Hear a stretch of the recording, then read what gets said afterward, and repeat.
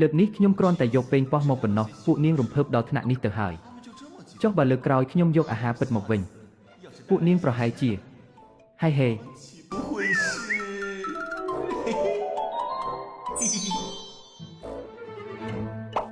អីចឹង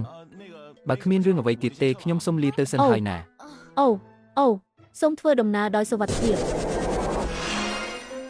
រោងចក្រនេះនឹងក្លាយជាគម្រោងការងារសំខាន់របស់ខ្ញុំនាពេលអនាគតក្នុងនាមជាទីប្រឹក្សារបស់ខ្ញុំលោកនឹងត្រូវមកទីនេះជាមួយខ្ញុំជាញឹកញាប់រោងចក្រនេះផលិតអ្វីដែររថយន្តថាមពលជំនាន់ថ្មីឧស្សាហកម្មរថយន្តថាមពលជំនាន់ថ្មីគឺជាសោទ្រូងសម្រាប់អនាគតរបស់ក្រុមហ៊ុនស៊ូលោកស្រីស៊ូ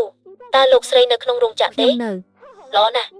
សូមប្រញាប់មកតំបន់ដំឡើងភ្លាមមានកម្មករម្នាក់រងរបួសធ្ងន់ដៃរបស់គាត់ត្រូវដាច់ស្ទើរតែពាក់កណ្ដាលទៅហើយអ្វីទៅខ្ញុំទៅដល់ឥឡូវហើយ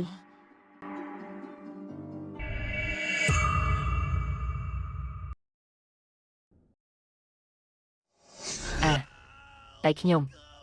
ដៃរបស់ខ្ញុំមានរឿងអ្វីកើតឡើងហេតុអ្វីបានជាកម្មកររងរបួសបែបនេះលោកស្រីស៊ូដៃមេកានិកនៅលើខ្សែផលិតកម្មស្រាប់តែបាត់បង់ការគ្រប់គ្រងវាបានធ្វើឲ្យដៃរបស់កម្មករម្នាក់ដាច់កាពីដំបងពួកយើងបានចំតាក់កម្រងខ្សែផលិតកម្មនេះដែរពួកយើងធ្វើបែបនោះដើម្បីផលប្រយោជន៍របស់ក្រុមហ៊ុនទាំងមូលតែអ្នកមិនស្ដាប់ទេហើយនៅតែធ្វើតាមចិត្តខ្លួនឯងឥឡូវឃើញទេមានគ្រោះថ្នាក់កើតឡើងហើយនេះហៅជាតម្លៃនៃការសម្រេចចិត្តដែលមិនគិតឲ្យបានច្បាស់ជាអ្នកប្រញាប់ចង់បានជោគជ័យទៅហើយអ្នកមិនដែលស្ដាប់ដំបូងមានរបស់មនុស្សចាស់ដូចពួកយើងទេឥឡូវនេះមានគ្រោះថ្នាក់ការងារដ៏ធំបែបនេះកើតឡើងនេះមិនមែនរឿងតូចទេកម្មករម្នាក់បាត់បង់ដៃមួយការអ្នកនឹងពន្យល់ទៅសាធារណជនយ៉ាងដូចម្តេចរឿងសំខាន់បំផុតពេលនេះគឺជួយសង្គ្រោះជីវិតមនុស្សហើយរថយន្តសង្គ្រោះបន្ទាន់ភ្លាមក្នុងពេលតែមួយត្រូវបិទព័ត៌មាននេះជាបណ្ដោះអាសន្ននិងចាប់ផ្ដើមស៊ើបអង្កេតផ្ទៃក្នុងព័ត៌មានយីពេលហើយ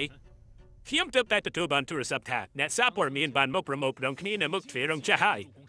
គ្រាន់តែទ្វាររោងចក្របើកបន្តិចរូបភាពដៃដែលត្រូវកាត់ដាច់ពោពេញដោយឈាមនិងឡើងកាសែតចំណាំជិនធំភ្លាមហេតុអ្វីបានជាពួកគេមកដល់លឿនបែបនេះ